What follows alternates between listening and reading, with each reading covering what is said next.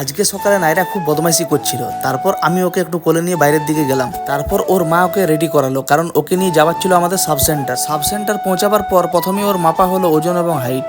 তারপর যখন ওকে ইঞ্জেকশন দিতে লাগলো, প্রথমেও কিন্তু কান্নাকাটি করতে স্টার্ট করে দিয়েছিল।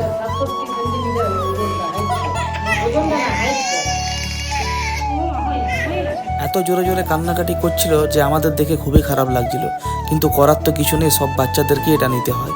ওকে টোটাল 4টা ইঞ্জেকশন দেবে, 2টো হাতে এবং 2টো পায়ে।